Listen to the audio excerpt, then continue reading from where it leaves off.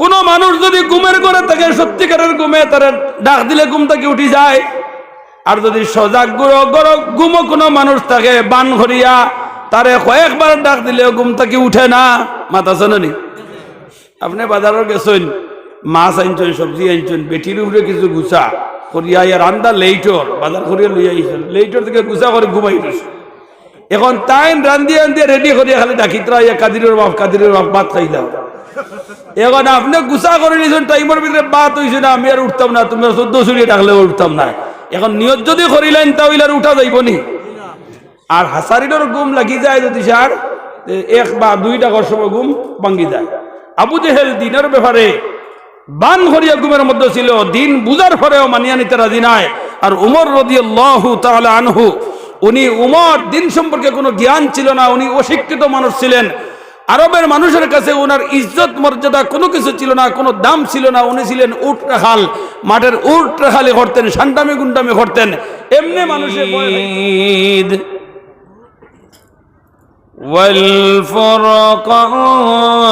ওয়ালফুরকানিল হামিদ।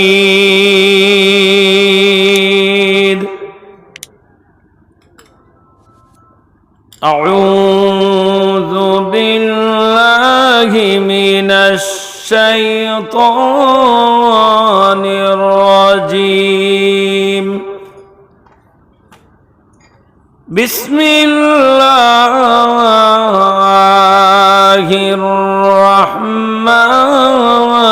রহমানির রহিম।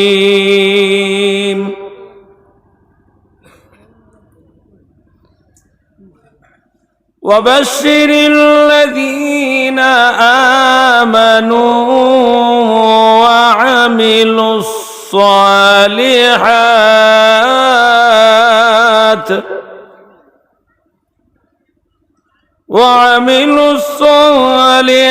وخلق الإسلام الحياة।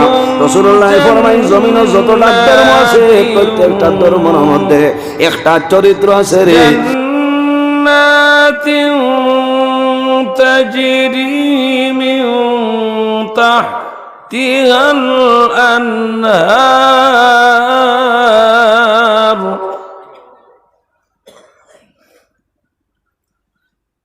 كلما رزقوا منها من ثمرة رزقا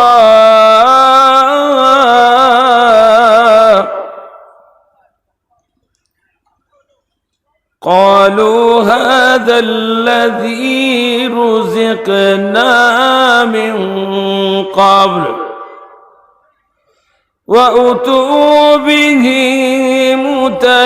متشابها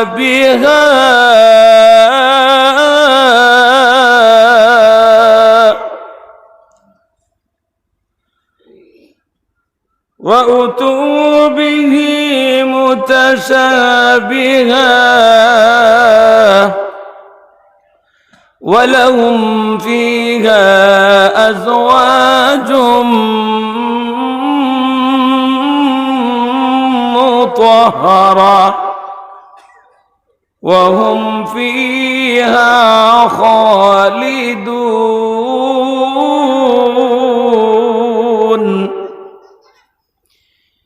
إلى آخر الآيات. قال النبي صلى الله عليه وسلم أعددت لعبادي الصالحين ما لا عين رأت ولا أذن سمعت ولا خطر على قلب بشر.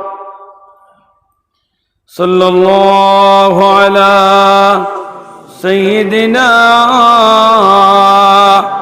ومولانا محمد وعلى آله وأصحابه وسلم. صلى الله على سيدنا ومولانا محمد وعلى آله وأصحابه وسلم. أستغفر الله إن الله غفور رحيم. أستغفر الله إن الله غفور رحيم. بلغ العلا بكماله كشف الدجى بجماله حسنت جميع خصاله صلوا عليه وآله. الہی دکھا دے ہمیں دیار مدینہ،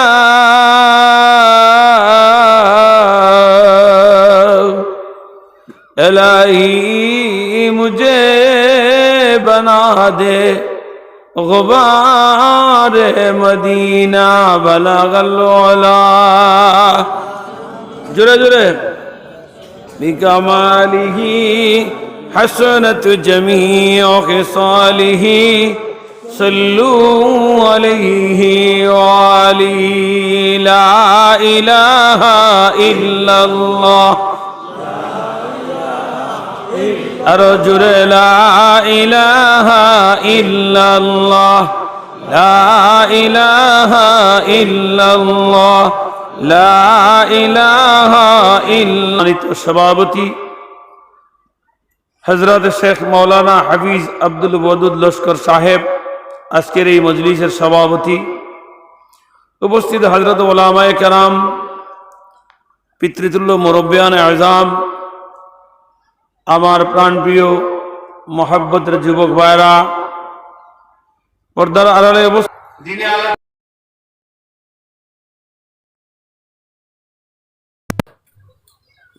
আপনাদের লাভ ক্ষতিটা বুঝতে হবে না। আমি যা বললাম হুজুর যা বললেন কিছু যদি হ্যাঁ না করেন তাহলে বুঝে যাবেন আপনার ঘুমাই গেছে। এই এলাকা মুর্দা এলাকা নয়, এই এলাকাটা হলো জিন্দা এলাকা। আলহামদুলিল্লাহ বলেন। বলবেন জিন্দা বললাম কেন? এই এলাকা হলো বুজুর্গানে দিনের এলাকা। এই এলাকায় শেখুল আরব ওয়াল আজম আল্লামা হুসাইন আহমদ মাদানী রহমতুল্লাহ আলাইহি অন্যতম খলিফাগণের মেহনত ছিল। এর মধ্যে বুড়িবালি শেখ সাহেব আল্লামা মুকদ্দাস আলী রহমতুল্লাহ আলাইহি, নাম ঠিক বলছি নি? এই হজরতের এলাকা। এই এলাকা হলো কয়েক 2-3 বছর আগে মনে হয় মারা গেছেন। আমার কয়েকটা মাহফিলের সভাপতি ছিলেন কাজী শরীয়ত আল্লামা মোহাম্মদ আলী রহমতুল্লাহ আলাইহি।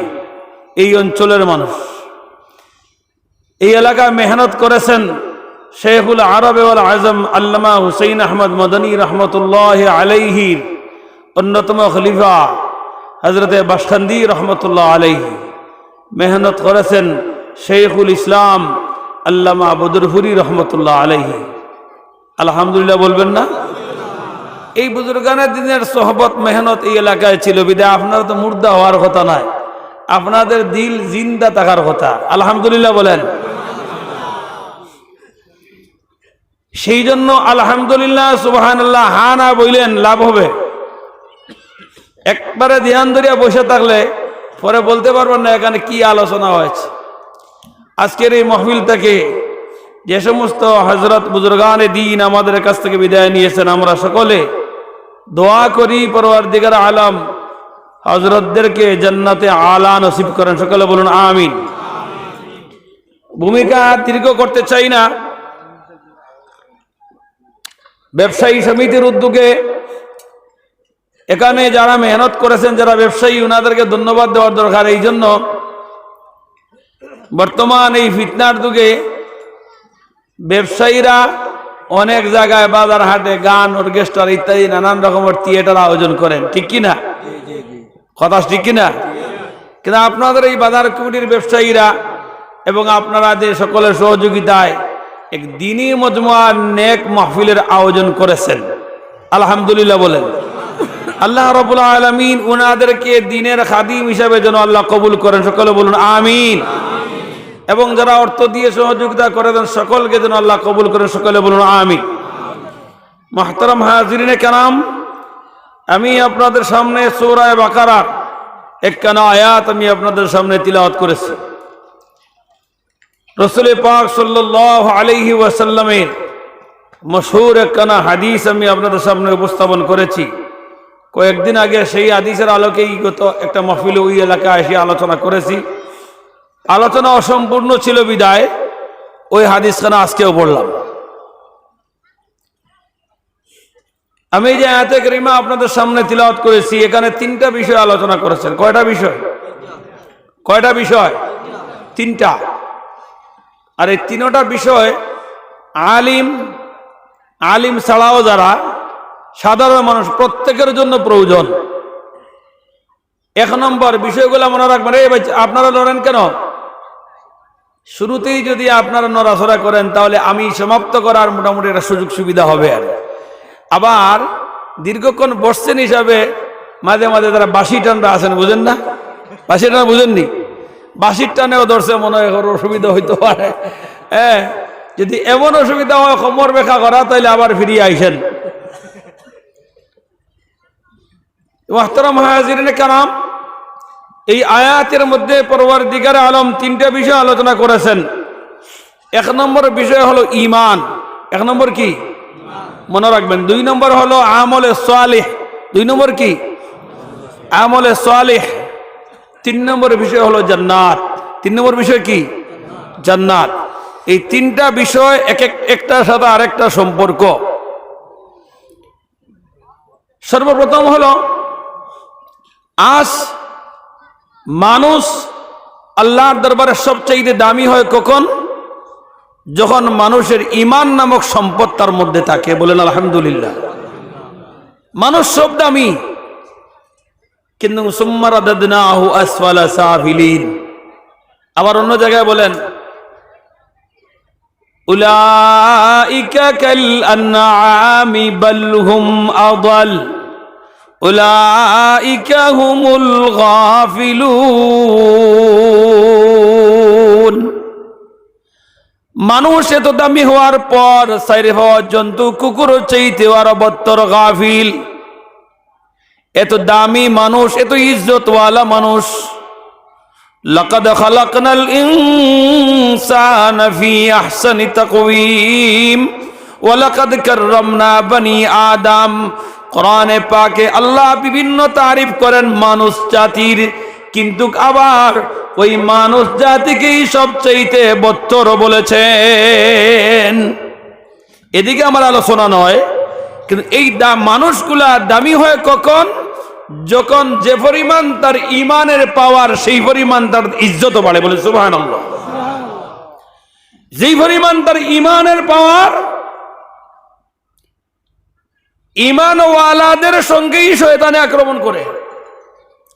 যার ঘরে মাল আছে তার ঘরেই চুর যায়, যার ঘরে মাল আছে তার ঘরেই ডাকাত যায়। কথা ঠিক না? গরিব মানুষ দরজা খুলে উঠলেও ঘুমাইলে তার কোনো অসুবিধা নাই। তুমি মদ খাও, গাঞ্জা খাও, তুমি নাফরমানি করো, সুদ খাও, ঘুষ খাও, তোমার পিছনে শয়তান নাই। শয়তান এত তারে তোমার এত লাগাইয়া দিয়া দিছে, আর তার মেহনত করার দরকার নাই। মেহনত হইল ঈমানওয়ালাদের পিছনে। তার শয়তানে মেহনত করে ঈমানওয়ালাদের পিছনে। কিভাবে ওই ঈমানদারের ঈমানকে লুটা যায়, কিভাবে ঈমানদারের ঈমান নামের সম্পদটাকে ধ্বংস করা যায়, সেই তার প্রচেষ্টা, সেই মেহনত করে শয়তানে। সেই জন্য ঈমান বড় দামি। পরওয়ারদিগার আলম আমার তিলাওয়াতকৃত আয়াতের মধ্যে পরওয়ারদিগার আলম ঈমানওয়ালাদেরকে লক্ষ্য করে বলেন ওয়াবাশশিরিল লাযীনা আমানু।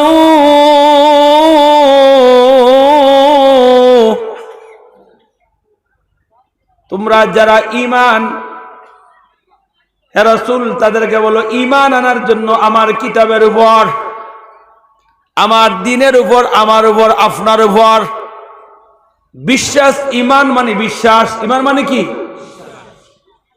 ইমান মানে বিশ্বাস। বিশ্বাস কাকে বলে এটাও একটু বুঝতে হবে। কোনো জিনিস দেখলে বিশ্বাস করার কোনো প্রয়োজন আসেনি? কোনো জিনিস দেখলে এটা বিশ্বাস করার কোনো প্রয়োজন আসেনি? যেমন ওখানে মাইক আছে, এটা আপনার দেখতেছেন, এটার বিশ্বাস করার দরকার আসেনি? এটা আপনার ব্রেইনে এমনিই সাক্ষী দিতে দেয়, সাক্ষীর আর কোনো প্রয়োজন নাই। আপনার ব্রেইনে বলতে যে এখানে মাইক আছে। অন্য জায়গায় যদি কেউ বলে যে এই গণিগ্রাম ব্যবসায়ী সমিতির ওয়াজ মাহফিলে ওয়াইদের সামনে 2টা মাইক্রোফোন আছে, উনি না দেখে বিশ্বাস করার নাম কি? না দেখে বিশ্বাস করার নাম কি? ঈমান, ওনার কথার উপর। ঠিক তেমনি ভাবে কোরআনের মাধ্যমে আমরা যেটুকু জানতে পেরেছি এক আল্লাহ, এটাকে দেখছি। আল্লাহ কয়জন? জোরে বলেন আল্লাহ কয়জন? এটা কি আমরা দেখছি? দেখছিনি? জান্নাত কি দেখেছি? জান্নাত কি দেখছেন? কথা বলেন, দেখছেন? জাহান্নাম দেখেছেন? পরকালের বিচার হবে দেখেছেন? কোনো কিছু দেখি নাই। ওগুলাকে না দেখিয়া বিশ্বাস করার নাম হচ্ছে ঈমান। তাকদীর দেখার জিনিস নয়, ভালো করে তাকদীরের উপর ঈমান আনা ফরজ। আমানতু বিল্লাহি ওয়া মালাইকাতিহি ওয়া কুতুবিহি ওয়া রুসুলিহি ওয়াল ইয়াউমিল আখিরি ওয়াল কদরি ওয়া খাইরিহি ওয়া শাররিহি মিনাল্লাহি তাআলা ওয়াল বাসি বাদাল মাউত। পড়িছি না নি বক্তব্য? এখানে যে 7টা বস্তুর কথা কইছেন, একটাও দেখার জিনিস নাই। আল্লাহরে দেখছেন নি? আল্লাহরে দেখি নাই, ফেরেশতাও দেখি নাই, আখিরাতও দেখি নাই, বিচারও দেখি নাই, কবর থেকে আবার জীবিত করা হবে সেইটাও দেখি নাই, আসমানে ফেরেশতাকেও দেখি নাই, তাকদীরের বালাবুরা সেইটাও দেখি নাই। এগুলাকে না দেখিয়া বিশ্বাস করার নাম হচ্ছে ঈমান। কবরে আযাব হবে, কবরে জান্নাতের বাগান হবে দেখি নাই, না দেখিয়া বিশ্বাস করার নাম হচ্ছে ঈমান। পরওয়ারদিগার আলম বলেন তাদেরকে বলুন ঈমান আনয়ন করার জন্য। কি আনার জন্য? ঈমান আনার জন্য। জান্নাতে যাওয়ার পূর্ব শর্ত হলো আপনার ঈমান থাকতে হবে। কি থাকতে হবে? ঈমান ছাড়া বালা মানুষ আসেনি? আছে। ঈমান নাই অমুসলিম মানুষ, বালা মানুষ আছে। জীবনেও মিছা কথা হয় নাই, জীবনেও মদপান করে নাই, জীবনে অন্যর সম্পদ আত্মসাৎ করে নাই, জীবনে চুরি করে নাই। কোটি কোটি কোটি কোটি মার্কিন ডলার মানুষকে দান করতেছে। বিলগ্রিস্ট কোটি কোটি মার্কিন ডলার মানুষের সেবার জন্য দান করে। IMF থেকে বিভিন্ন বিশ্ব আন্তর্জাতিক দাতা সংস্থাগুলা কোটি কোটি মার্কিন ডলার মানুষের সেবায় দান করে। তাহলে কি জান্নাতে যাওয়া যাবে? বলেন না, জান্নাতে যাওয়া যাবে? কত ভালো মানুষ আছে কিন্তু তার ঈমান নামক সম্পদ নাই, জান্নাতে যাওয়ার গ্যারান্টি আসেনি? কথা বল, জান্নাতে যাওয়ার গ্যারান্টি আসেনি? নবীর বাবা হইলেও কি জান্নাতে যেতে পারবেন? শক্ত কথা। কোন নবীর বাবা যদি ঈমানদার না হন তাহলে কি জান্নাতে যেতে পারবেন? না, পারবেন না। এই কথাটা যেই সময় বলেন ইব্রাহিম আলাইহিস সালাতু সালাম পরওয়ারদিগার আলমকে বলেন আল্লাহ,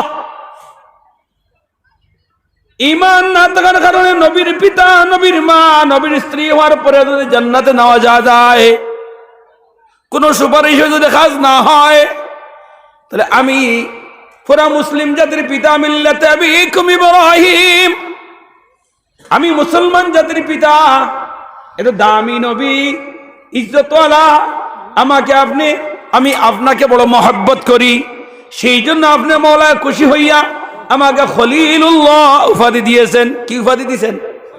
খলিলুল্লাহ।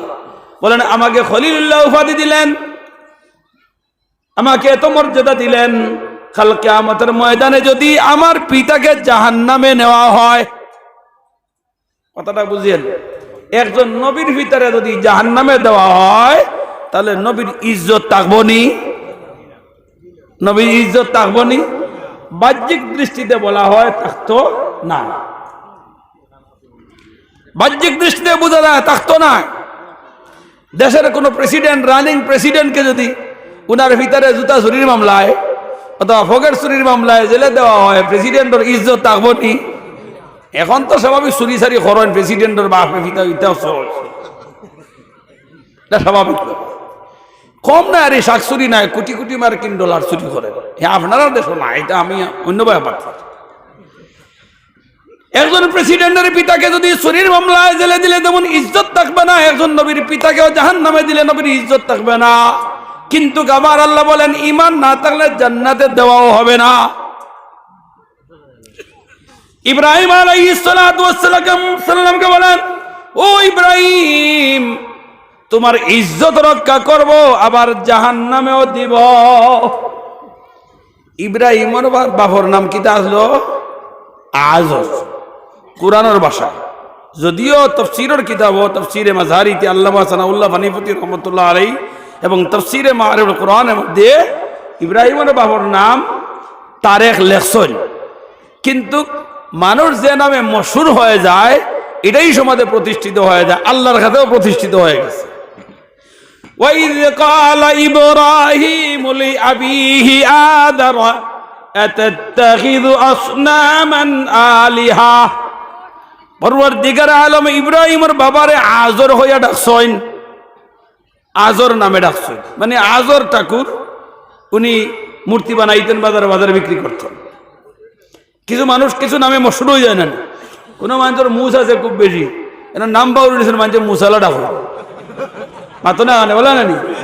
কোনো মানুষ কম বয়সে দাঁড়িয়ে রাখি লিছে, এখন আরো কত দাঁড়িয়েলা আসেন, কিন্তু তার দাঁড়িয়েলা হয়ে সব মানুষের চিন। কোনো মানুষের নাম হইল গা কিছু সিঁড় আছে নানি মানুষের, কিছু সিঁড় ওখানে মানুষের চিন হইল, কইলাম না কিন্তু শব্দ আছেন, বাদে নাম তুই দিবা গিয়া।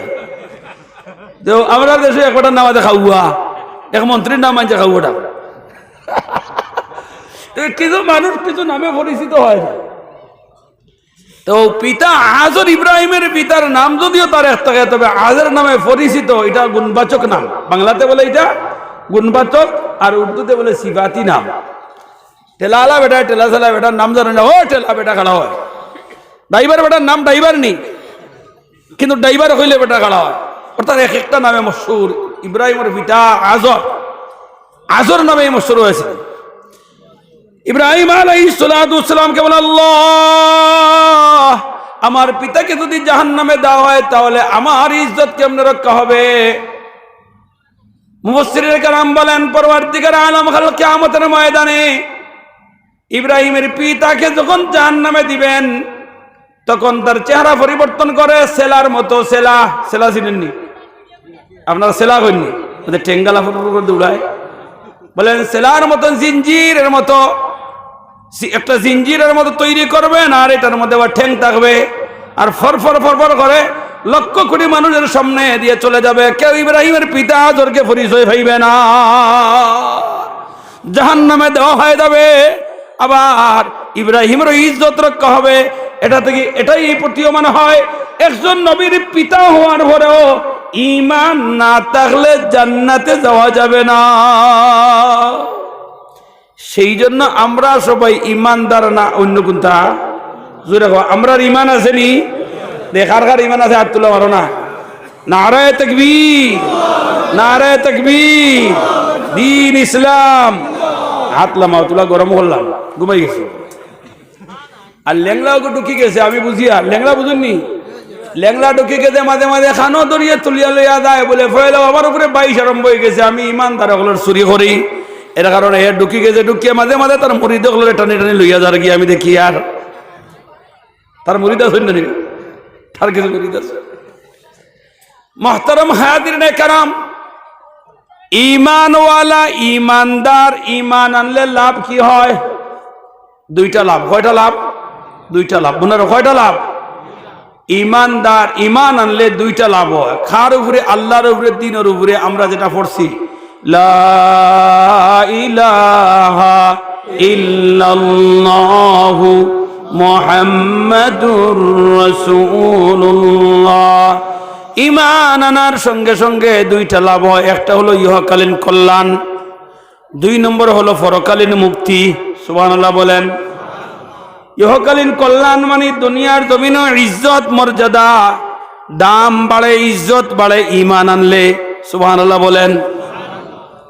এখন কইবা হুজুর দুনিয়ার মুসলমান হল ইমানদার হইয়া নিপীড়িত, নির্যাতিত, নিষ্পেষিত, মজলুম, কোনো মান নাই, মর্যাদা নাই, আর আপনারা কইন যে ঈমান আনলে মর্যাদা বাড়ে। দুনিয়ার পৃথিবীর মধ্যে যত লাল গালিজার সম্মান সব দেখা যায় যারা এই মুসলমান নাই, বিভিন্ন লাইনে নাফরমান মানুষ, এরা দেখা যায় সম্মানী। আর ইমানদাররা নিষ্পেষিত, নির্যাতিত, নিপীড়িত, তাহলে ইজ্জত বাড়লো কেমনে? এটা প্রশ্ন আসে না নি? তাহলে আপনারা দলিল ভিত্তিক একটা উদাহরণ দিয়ে এদিকে আমি এই বিষয়টা ওখানে শেষ করব। রাসূল পাক সাল্লাল্লাহু আলাইহি ওয়াসাল্লাম যখন ঈমানের দাওয়াত শুরু করলেন, দুইজন মানুষ, একজনের নাম আবু জেহেল আর একজনের নাম কিতা? ওমর। একজনের নাম ওমর আর একজনের নাম আবু জেহেল। এরা যখন ঈমান আনয়ন করে নাই, খেয়াল করবেন, আবু জেহেল ছিল বড় দামি মানুষ, বড় ইজ্জতি মানুষ, এমন বুদ্ধিমান বুদ্ধিজীবী, তার উপাধি ছিল আবুল হাকাম। আবু জাহেলের কাছেও ঈমানের দাওয়াত দিলেন, দ্বীনের দাওয়াত দিলেন। উমরের কাছেও দাওয়াত দিলেন, ওরা কেউ দিন গ্রহণ করে নাই। রাসূল পাক সাল্লাল্লাহু আলাইহি সাল্লাম উমরের জন্য দোয়া করেন, আবু জাহেলের জন্য দোয়া করেন। মুহাদ্দিসিনে কেরাম বলেন আল্লাহর রাসূল দোয়া করার সময় উমরের কথা কয়েকবার বারবার উচ্চারণ করেছেন, আবু জাহেলের কথা একবার কইছেন। এর ব্যাখ্যা লিখেছেন এই জন্য আবু জাহেলের কথা কেন একবার আসলো, উমরের কথা কেন দুইবার বললেন? একটা কারণ লেখছেন, আবু জাহেল দিন সত্য, আল্লাহ সত্য, কোরআন সত্য, ঈমান আনার দরকার, এই কথাটা আবু জাহেল জানতো। মক্কা নগরীতে আব্দুল্লাহর ছেলে মুহাম্মদুর রাসূলুল্লাহ সাল্লাল্লাহু আলাইহি সাল্লাম শেষ নবী, আখির জামানার নবী হয়ে পৃথিবীতে আগমন করবেন, এই কথা আবু জাহেল জানতো, কিন্তু উমর এই বিষয়ে কোনো জ্ঞান ছিল না। কোন মানুষ যদি ঘুমের ঘরে থাকে, সত্যিকারের ঘুমে, তার ডাক দিলে ঘুম থেকে উঠে যায়।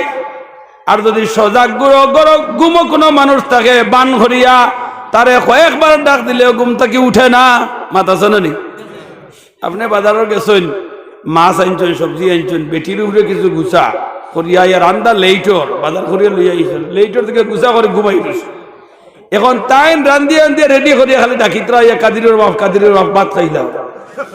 এখন আপনি গুছা করে নিয়েছেন, টাইমের ভিতরে বাত হয়েছে না, আমি আর উঠতাম না, তুমি 14 চুরিয়ে ডাকলেও উঠতাম না।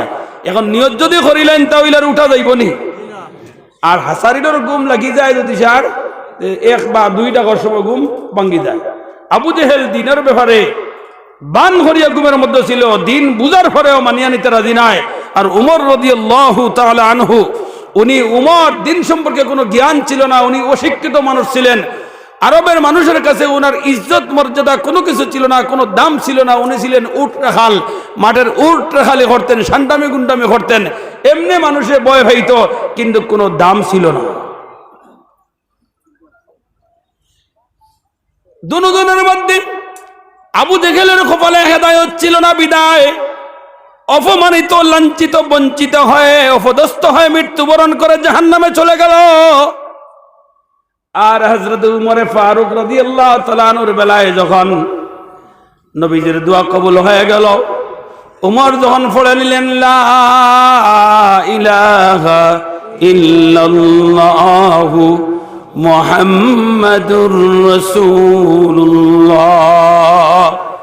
সেই উমর অশিক্ষিত মানুষ, সমাজে কোনো দাম নাই। সেই উমর ঈমান আনার কারণে এমন দামি হলেন, এমন মর্যাদাশীল হলেন। পরওয়ারদিগারে আলম সাহাবাদের মধ্যে যে 10 জন সাহাবীর জান্নাতের ঘোষণা দিয়েছেন, দুনিয়ার জমিনে জান্নাতি বলিয়ে ঘোষণা দিয়েছেন। قال النبي صلى الله عليه وسلم أرحم أمتي بأمتي أبو بكر وأشدهم في أمر الله عمر وأصدقهم حيان عثمان وأقضاهم علي وسيد شباب أهل الجنة الحسن والحسين وسيدة نساء أهل الجنة فاطمة وسيد الشهداء حمزة। রাসূল পাক সাল্লাল্লাহু আলাইহি সাল্লামের হাদিস, যে সমস্ত সাহাবী ওগুলোর মধ্যে যে 10 জন সাহাবীর দুনিয়ার জমিনে জান্নাতের সার্টিফিকেট দিবেন, এর মধ্যে 2 নম্বর আমিরুল মুমিনিন খলিফাতুল মুসলিমিন উমর ফারুক রাদিয়াল্লাহু তাআলা আনহু রে পরওয়ারদিগার আলমের দুনিয়ার জমিনেই জান্নাতের সার্টিফিকেট দিয়া দিলেন। সুবহানাল্লাহ কইতা না বুঝা যারা মনে হয় সার্টিফিকেট হয় একটা পকেট লইয়া বহা হলো না কিতা, এটার কোনো দাম নাই। যেই উমরের কোনো মর্যাদা নাই, যেই উমরের সমাজে কোনো দাম নাই, অশিক্ষিত মানুষ সেই উমর ঈমান আনার কারণে পরকালীন মুক্তি দুনিয়ার জমিনে জান্নাতের সার্টিফিকেট পাইলেন। আর ইহকালীন কল্যাণ মানে দুনিয়ার মান মর্যাদা এমন দামি হইলেন। উমর রাদিয়াল্লাহু তাআলা আনহুর যে শাসন, আমিরুল মুমিনিন হইলেন, অর্ধেক পৃথিবী পরিচালিত করলেন। সেই উমরের খলিফা অর্থাৎ বাদশাহী থাকার ইতিহাস, ওনার শাসনের ইতিহাস সম্পর্কে ভারতের সাবেক প্রধানমন্ত্রী শ্রীমতী ইন্দিরা গান্ধী ওনার এক বক্তব্য লেখছেন। লেখনের মধ্যে উমরের শাসন যদি পৃথিবীতে আবার ফিরিয়ে আসতো তাহলে সারা পৃথিবী শান্তিময় হয়ে যেত। বলে সুবহানাল্লাহ। অর্থাৎ একজন অশিক্ষিত মানুষ, আচ্ছা কোনছেন কেউ বানাইবনি দেশের প্রেসিডেন্ট, মাতুন্না খান কেউ প্রেসিডেন্ট বানাইবনি, কিন্তু আল্লাহ রাব্বুল আলামিন উমর রাদিয়াল্লাহু তাআলা আনহুকে ঈমানের বদৌলতে এমন দামি বানাইলেন, দুনিয়ার জমিনে তার মতো দ্বিতীয় কোনো শাসক আর দেন নাই, ন্যায় বিচারক কোনো বাদশা বানান নাই, এবং অর্ধেক পৃথিবীর রাজত্ব তাকে দিয়ে দিয়েছিলেন। বলে সুবহানাল্লাহ। কিসের বিনিময়ে? কথা বলেন, কিসের বিনিময়ে? ঈমানের বদৌলতে। দাম বাড়ছেনি? কি জাত ঈমান হইলে দাম বাড়বো? উমরি ঈমান যদি হয়, আর বাতাস আইলেও যদি ইমানদার মানুষ পড়ে যায়, ইমান চলিয়া যায়, তাহলে সেই ইমান দিয়ে ইজ্জত প্রার্থনা হয়। ইমান পরিপূর্ণ ইমান থাকতে হবে। হযরতে বেলাল হাবশী রাদিয়াল্লাহু তাআলা আনহুর উপরে কত নির্যাতন, অত্যাচার, জুলুম, তারপরে আহাদুন আহাদুন সেই বেলালের এমন মর্যাদা হয়েছে, সেই বেলালকে রাসূল পাক সাল্লাল্লাহু আলাইহি ওয়াসাল্লাম একবার মুআজ্জিরি থেকে ছুটি দিলাইছিলা, রাইত ফুয়াইছে না। সুবহানাল্লাহ। এখন দেখা যায় ঘটনাটি অনেক লম্বা, এমন মর্যাদা হইছে মুয়াজ্জিন বদলাই একবার আযান দেওয়াইছিলা, এখন দেখা যায় সকাল 10টা হয়ে যাবে রাইত ফুয়ায় না। সুবহানাল্লাহ। আল্লাহর রাসূলে কই রাইত তো ফুয়াই আছে, বেলাল দেখো আবার আযান দিবার লাগি, এখন আযান দেওয়ার বাদে দেখা যায় 4টার টাইম হয়ে গেছে। বেলাল একজন গোলাম, একজন হাবশী, কোনো দাম নাই, টাকায় বিক্রি হইতেন। সেই বেলাল ঈমানের বদৌলতে দুনিয়ার জমিনে ইজ্জত এবং কল্যাণ আল্লাহ তাআলা দান করেছেন। আপনার আমার ঈমান যদি মজবুত হয়ে যায়, পরিপূর্ণ ঈমানদার হয়ে যায়, তাহলে ও দুনিয়ার মুসলমান কোনো লাঞ্ছিত বঞ্চিত হওয়ার কথা নয়, মানুষের দুয়ারের ভিখারি হওয়ার কথা নয়। এই সারা জাহান, সারা দুনিয়া মুসলমান অর্থাৎ ঈমানদারের খেদমতের লাগি আল্লাহ তাআলা সৃষ্টি করেছে। আমাদেরকে সবগুলা দিলেন, আমরা কিন্তু পাই না। তার একটা কারণ আছে। ছোটবেলায় একটা কবিতা পড়ছিলাম, মনে হয়ে গেছে। কুকন কুকন ডাক বাড়ি, কুকন মুদের কার বাড়ি, আই রে কুকন গড়ে আয়, দুধ মাখা ভাত কাকে খায়। ওটার তফসির করলে সহজে বুঝবাইলি ভাই, ইমান না ইমানদার হলে কেনে আমরা কষ্ট করি। মায় প্লেটের মধ্যে ভাত দিয়েছেন, দুধের ভাত। কবিতার ব্যাখ্যা, ছোট বাচ্চা ইনতে ভাত খাইতে চায় না, খানা খাইতে চায় না, তখন মায়ে প্লেটে হাত নিয়ে কয়, কুকুন কুকুন ডাক বাড়ি, কুকুন মুদের কার বাড়ি, কুকুন রে খাওয়াইনোর জন্য মা বাচ্চারে ভিজে ভিজে ঘুরে, বাচ্চা খালি সামনের দিকে যায়, খাইতো না করে, উনি পিছনে পিছনে ডাকে। তখন মা ডাক দিয়ে হয়, কুকুন কুকুন ডাক বাড়ি, কুকুন মুদের কার বাড়ি, আয় রে কুকুন গড়ে আয়, দুধ মাখা ভাত কাকে খায়। বারবার ডাকে ছেলেরে, বাচ্চারে, তুমি তাড়াতাড়ি তোমার খানি খাওয়াইতাম। বাচ্চা যখন খায় না, তখন মায় গুসা করে কয়, যদি খাস না দেখা উয়ারে দিলাইব। আচ্ছা কইছে মা এই কথা বাচ্চারে দিল থেকে কইছে না মুখ থেকে? ইফলেটের ভাত খাওয়ারে দেননি, পুরে বাচ্চারেও খাওয়ায়। ও দুনিয়ার মুসলমান, একজন মায়ের তার সন্তানের প্রতি যতটুকু মায়া, এর চাইতে কোটি কোটি গুণ বেশি মহাব্বত বান্দার প্রতি আল্লাহ। দুনিয়ার সবগুলা বান্দার খেদমতের জন্য দিছেন, বান্দা আল্লাহর দিক থেকে ফিরে গেছে নামে ইমানদার। জিজ্ঞেস করলে বলে আমার ইমান ভালো আছে, নামাজ না পড়লে কি হইল? আছে না নি? দোকানে বড় বড় গফ দে, আর নামাজ না পড়লে কি হইলো? আমার ইমান মজবুত আছে। ইলা আছে না কিছু মানুষ তার ইমান বলে আছে, কিন্তু মান তারাকা সালাতা মুতাআম্মিদান ফাকাদ কাফার আও কামা ক্বালা আলাইহিস সালাতু ওয়াস সালাম। যদি ইচ্ছা করে এখন নামাজের ত্যাগ করে দে, তার মধ্যে আর মুশরিকের মধ্যে কোনো পার্থক্য নাই। সে নামাজ পড়ে না, আবার সে ইমানদার দাবি করে আমি ইমানদার, মিথ্যা কথা কয়, কথায় কথায় কসম খায়, জিনা করে, ইত্যাদি গুনার মধ্যে সবসময় লিপ্ত আছে, আবার কয় আমি ইমানদার। এই জন্য মুসলমানদেরকে সবকিছু আল্লাহ তাআলা দিলেন, আর মুসলমান আল্লাহ থেকে ফিরিয়া দুনিয়া মুখা হয়ে গেছে, মুসলমান শয়তানের কাছে সে মুরিদ হয়ে গেছে। সেই জন্য কোন সময় জালিমদেরকে মুসলমানের উপর মুসল্লত করিয়ে আল্লাহ তাআলা শাস্তি দেন। আল্লাহ রাব্বুল আলামিন বলেন, হে রাসূল তাদেরকে বলো, ওয়াবাশশিরিল্লাযীনা আমানু, তাদেরকে বলো ঈমান আনয়ন করার জন্য। আমরা ঈমান আনছি, আমরা ঈমান আছেনি? আল্লাহ রাব্বুল আলামিন আমরা একজন পরিপূর্ণ ঈমানদার হিসাবে কবুল করেন, সকলে বলুন আমিন। মুসলমানের যে কয়েকটা ফরাইজ, এর মধ্যে বুনিয়াল ইসলামু আলা খামসিন শাহাদা। মুসলমানের মূল ভিত্তি কয়টা? পাঁচটা। কয়টা মূল ভিত্তি? পাঁচটা। এক নম্বর এটার নাম হলো ঈমান, আর দুই নম্বরটার নাম কিটা? নামাজ। দুই নম্বরটার নাম কিটা? আপনি দুরূদ শরীফ কয়বার পড়লা, আপনি জিয়ারত কয়বার পড়লা, সুবহানাল্লাহ কয়বার পড়লা, এটা আল্লাহ তাআলা খালি কিয়ামতের ময়দানে জিকাইতা না।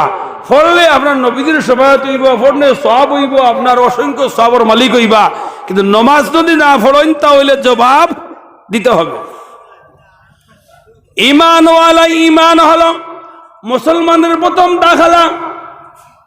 একজন মুসলমান হিসেবে লা ইলাহা ইল্লাল্লাহু মুহাম্মাদুর রাসূলুল্লাহ পড়ার কারণে সে মুসলমান হইল। কিন্তু মুসলমান হওয়ার পরে তার কিছু দায় দায়িত্ব আছে। এক নম্বর কাম হইল সে নামাজ আদায় করতে হবে। আর এই নামাজ শুধু পড়লেই হবে না, নামাজটা হতে হবে আমলে সালেহ, নেক নিয়তে আল্লাহর হুকুম মনে করিয়া, আল্লাহর বিধান মনে করিয়া আল্লাহর সন্তুষ্টি অর্জন করার জন্য নামাজ আদায় করতে হবে। বাপরে ডরাইয়া নাই, শ্বশুর বাড়ি ডরাইয়া নাই, মা মারা গেছেন এই জন্য কয়দিন নাই, আমার বিয়ে না একটা বালা হই না পাইতাম এই জন্য কয়দিন নামাজ নাই, পরীক্ষায় পাস করতাম এই জন্য নামাজ নাই। কারণ নামাজের মধ্যে কয়েক গুরু বাসেন, এক গুরু বিয়ার নামাজ পড়েন, এক গুরু এবার তবলিগ গেলা কয়দিন নামাজ পড়েন, এক গুরু মরার নামাজ পড়েন। হৌর মারা গেছেন, হৌর বাড়ি গেছেন, এখন 2-4 দিন নামাজ না পড়লে মানুষ কবি বেটা দাও হৌরের বাড়ি আইছে, ও খাইল হৌর মারা গেছে, আল্লাহ নামাজ পড়ে না, কইতো না রে। তো তোকাই দেখাইয়া দেখো ওর মাঝে মশাইলে তো কি তাও শিবা বলে কত ময়লা বাড়াইব, ওকে দিয়ে সাইড নামাজ পড়ার মাঝে কোনো রকম বলে কিলা হৌর বাড়ি দিকে যাইতাম, ও তারও তো নামাজ আছে না নি। আনা বাপ মরছেন মা মরছেন কয়দিন পড়িল, এটারে আমলে সালিহ বলা হয় না।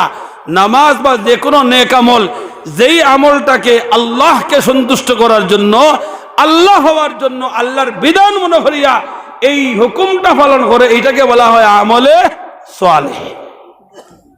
বেটা হজ গেছো, বেটা হজ গেছো, হাজি মানুষ ফুলি বিয়া দিতা, খারে বিয়া দিতা, ফুলি বিয়া দিতা, মাঝে মাঝে হট করে হইয়ার বেদারুন নি আপনারা। এখন বিয়ার দল আইসন, ও তাইন কইরা তার আব্দুল বুঝননি, আব্দুল মানে খামর হুয়া, খামর হুয়ার এটা কিয়া কইরা হবে না, আব্দুল মাজর হজর ফান্দান দি সুপারি আন কিতাব বুঝাইছেন তান বিয়াইরে কবার হজ করছো? 3 বার। তাইন তানোর বিয়াইরে বুঝাইছেন আমি দেশাদাত বেঠা না, দেশাদাত হাজি না, 3 বার করে হাজি আগে বাদে আছে, মাঝখানোর হজর ফান্দান দি সুপারি আন দিয়া। ওভাবেও যদি কোনো মানুষ তার আমলের রিয়া করে, অহংকারী করে, এটার নাম শুধু আমল, আমলে সালিহ নয়। আর আমলে সালিহ ছাড়া সেই আমল আল্লাহর কাছে গ্রহণযোগ্য হওয়ার কোনো সার্টিফিকেট নাই। সেই জন্য বলেন হয় ইমানদারেরা, ইমান আনার সঙ্গে সঙ্গে তুমি যে আমল করবে, ওয়াবাশশিরিল্লাযীনা আমানু ওয়া আমিলুস সালিহাত, তোমার আমলটা যেন আমলে সালিহ হয়।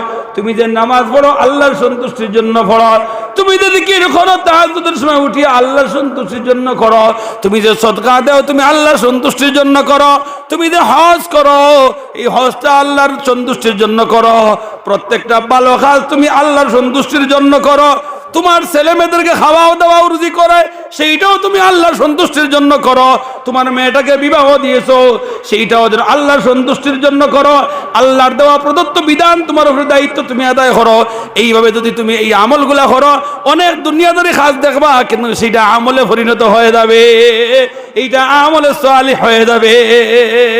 জিকির করেন লা ইলাহা ইল্লাল্লাহ, লা ইলাহা ইল্লাল্লাহ, লা ইলাহা ইল্লাল্লাহ, ইল্লাল্লাহ, লা ইলাহা ইল্লাল্লাহ, লা ইলাহা ইল্লাল্লাহ, লা ইলাহা ইল্লাল্লাহ, লা ইলাহা ইল্লাল্লাহ মুহাম্মাদুর রাসূলুল্লাহ।